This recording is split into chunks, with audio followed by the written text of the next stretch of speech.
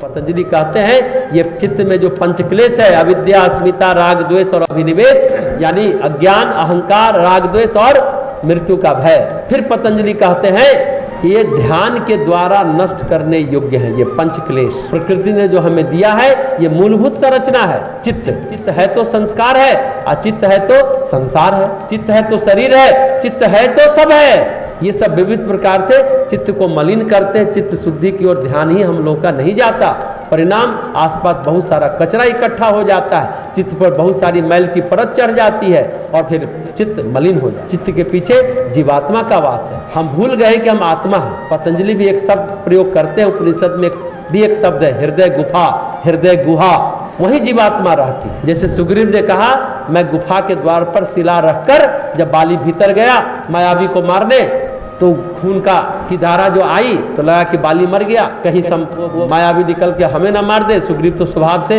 डरपोक है, तो एक शिला रख के भागा और राजा बन गया। और बाली अहंकार था तो बोला करे मैंने इस पर कब्जा कर लिया, तो उसको मार भगाया, उसकी पत्नी को भी रख लिया। वो सोचता कि भाई ये डरपोक है, भागा होगा 10-15 दिन में चलते हैं। तो बाली सुग्रीव तो ऐसे ही डरपोक है, छोड़ देता बाली के लिए, लेकिन अहंकार तो अपनी हिसाब से कैलकुलेट करता है। यहीं पर मिस्टेक होता है, ब्लंडर होता है, और आदमी गलती पर गलती करता चला जाता है। बाली की तरह अहंकार से अगर गाइड होता है, यही बड़ी बात है। तो जैसे सुग्रीव ने गुफा के द्वार पर शिला रखकर भागा, उस गुफा का कपाट क्या है, द्वार क्या है, तो चित्त ही द्वार है। पर चित्त के द्वार पर क्या जोर रखी है, तो मलिनता, कर्माशय, संस्कार, सब वही चित्त की गुफा पर इकट्ठा कर रखे हैं। पहले देवों की सहायता से चित्त की गुफा को हम शुद्ध करने की कोशिश करें, यानी सद्गुण लावे। अगर आपके पास दैवी संपदा नहीं है तो गुफा में आप प्रवेश नहीं कर पा सकते और गुफा को भी शुद्ध नहीं कर सकते। अगर चित्त की गुफा में राम का वास करना चाहते हैं तो सब देवताओं को मिलकर के इस गुफा को संवारना पड़ेगा।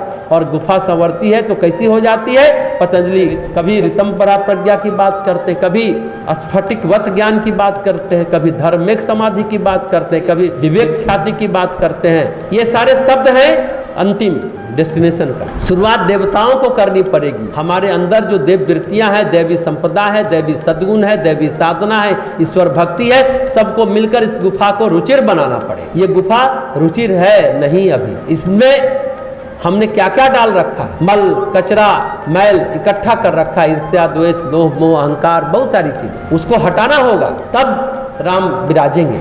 और ये कचरा इकट्ठा कर रखा है, कब से पता नहीं है, लाखों साल है, करोड़ों साल से है, अरबों साल से हमने जितने जन्म लिए, जितने जीवन प्राप्त किए, सबका मैल मल इकट्ठा है चित्त में, उस स्टोर रूम में। कहते हैं ना, मल विक्षेप आवरण अविद्या का, तो देवताओं को लगना पड़ेगा। और देवता लग गए तो चित्त की शोभा अवर्णनीय हो जाएगी, प्रज्ञा जाग जाएगी, चित्त स्फटिक की तरह निर्मल हो जाएगा। फिर चित्त सुंदर हो गया, सुहावना हो गया, तो गोस्वामी जी कहते हैं प्रकृति अगर आपका सहयोग कर रही है तो भोजन साधन सुविधा की कमी रहने नहीं देती।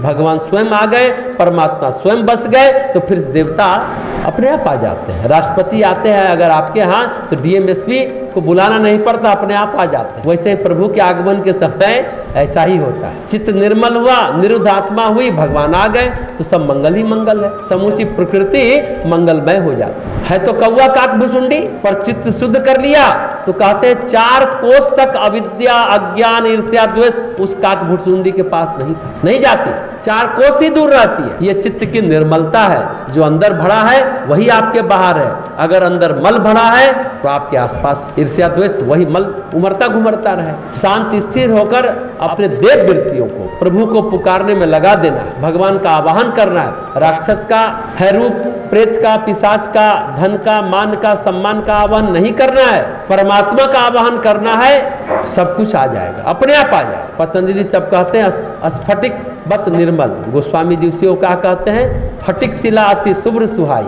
फटिक शिला की पूरी रामचरितमानस में 2 ही जगह वर्णन है, एक चित्रकूट में, एक यही प्रवर्सन पर्वत पर, ये गिरी गुफा में।